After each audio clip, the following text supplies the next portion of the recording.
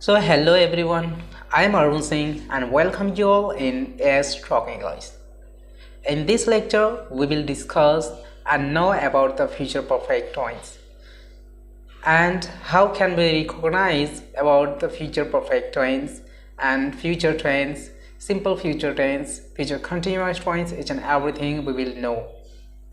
So देखिए future tense को हम कैसे पहचानेंगे, फ्यूचर टेंस क्यों इम्पोर्टेंट हो सकता है, तो एग्ज़ाम में ये कैसे हमारे लिए इम्पोर्टेंट है, एग्ज़ाम में इसका क्वेश्चन आता है या फिर नहीं आता, ये सारे हम लोग इस वीडियो में क्लियर करने वाले हैं। तो देखिए फ्यूचर टेंस हो या फिर पास्ट टेंस हो या फिर प्रेजेंट टेंस हो, तो हर एक टेंस से कोई ना कोई क्वेश्चन ज़रूर आता है और हर एक साल ये क्वेश्चन आता ही है, चाहे फ्यूचर टेंस हो या प्रेजेंट टेंस से हो या फिर पास्ट टेंस से हो, तो इसका क्वेश्चन ज़रूर आता है। टेंस से रिलेटेड हर एक साल क्वेश्चन आता है, चाहे कोई भी एग्ज़ाम हो, आपका एनटीए का एग्ज़ाम हो, एनडीए हो या फिर 12th क्लास का एग्ज़ाम हो, चाहे वो बिहार बोर्ड से हैं या फिर महाराष्ट्र बोर्ड से, किसी भी बोर्ड से है, तो उससे जो है आपका क्वेश्चन हर एक साल पूछा जाता है। तो इस बार का जो 2024 में जो एग्ज़ाम होने वाला है उसमें भी पूछा जाएगा।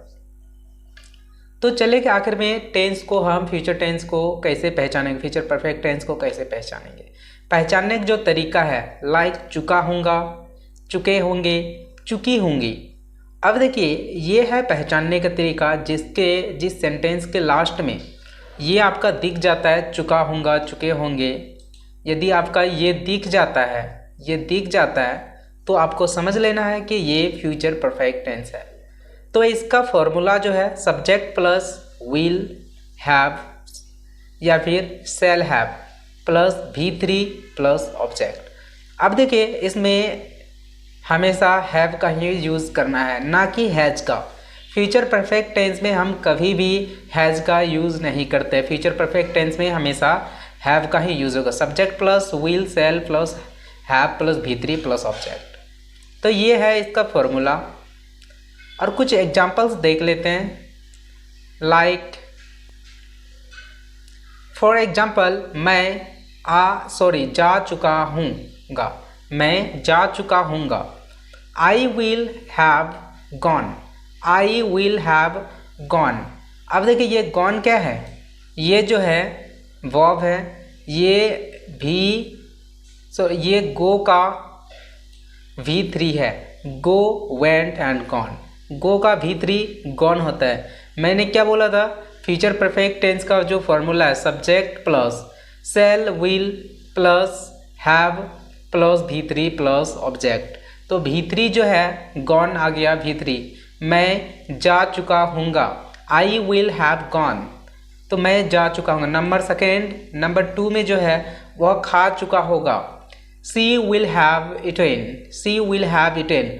अब देखिए वह खा चुका होगा, अब देखिए यहाँ खा चुका होगा तो ही हो जाएगा, क्योंकि यहाँ पुरुष की बात किया जा रहा है, यहाँ किसी पुरुष की बात कर रहे हैं तो होगा। अगर यहाँ होता वह खा चुकी होगी, खा चुकी होगी, चुकी होगी तो हो जाता सी विल हैव इटेन। तो यहाँ क्या है, वह खा चुका होगा, he will have eaten.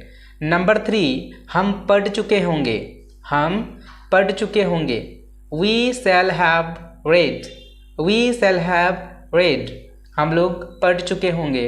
Number 4 में वे लोग जा चुके होंगे, वे लोग जा चुके होंगे।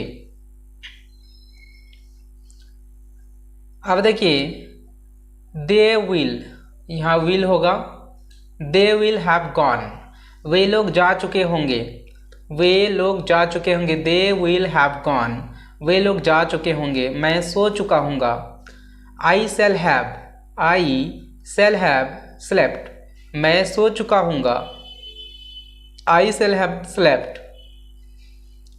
अब देखिए क्या है कि टेंस को सबसे पहले पहचानना बहुत ज़रूरी हो जाता है। यदि आप टेंस को पहचान लेते हैं उसके अकॉर्डिंग आप किसी भी सेंटेंसेस को, किसी भी वर्ड को आप ट्रांसलेट इजीली तरीके से कर सकते हैं।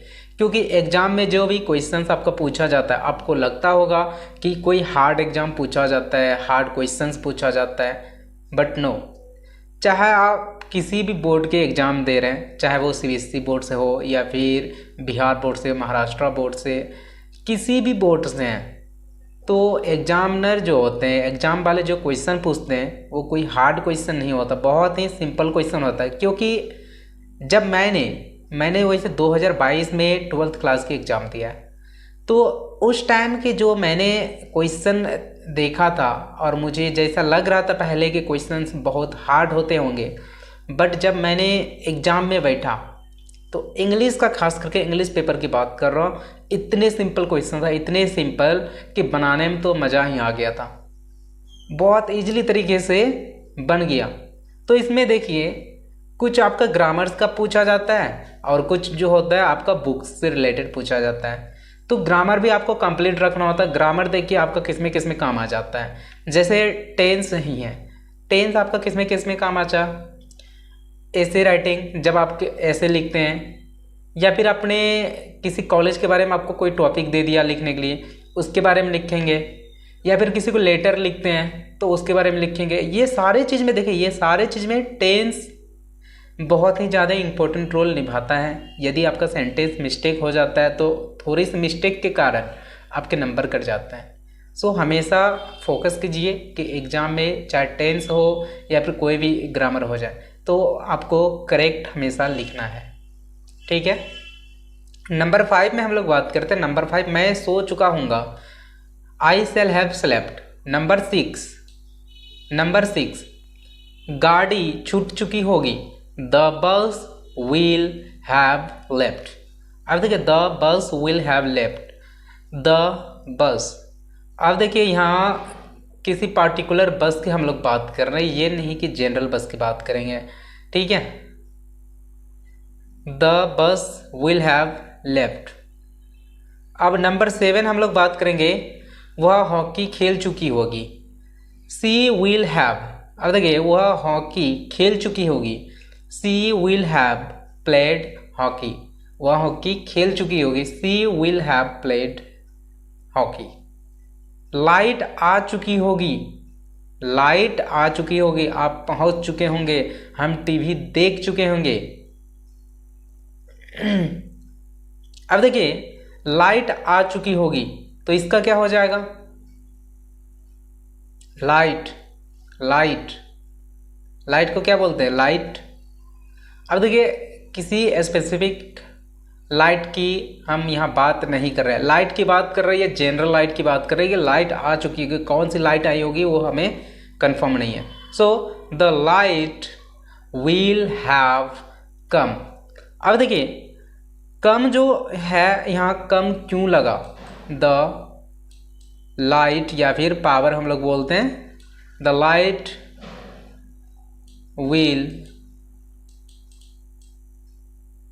Have come. यहाँ मैंने the light will have come क्यों यूज़ किया। अब देखिए कम क्या है, कम, cam and come.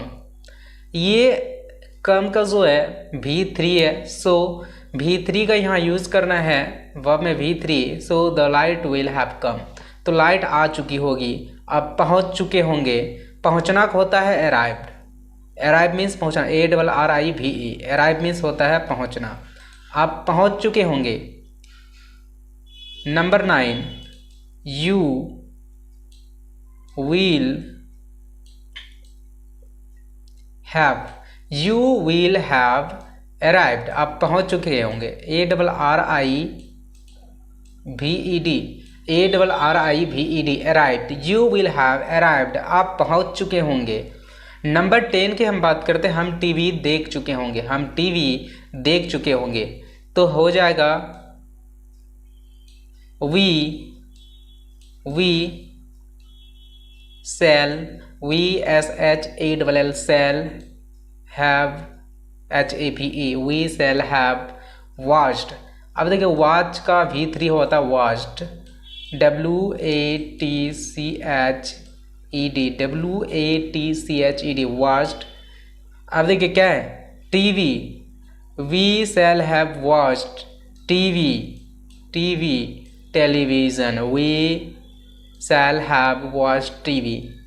So in the next topic, next lecture, we will discuss about the future perfect continuous tense. और हमने ये जो है आपका क्रैश कोर्स लंच हो चुका है, अब ये रेगुलर बेसिस पे चल भी रहा है।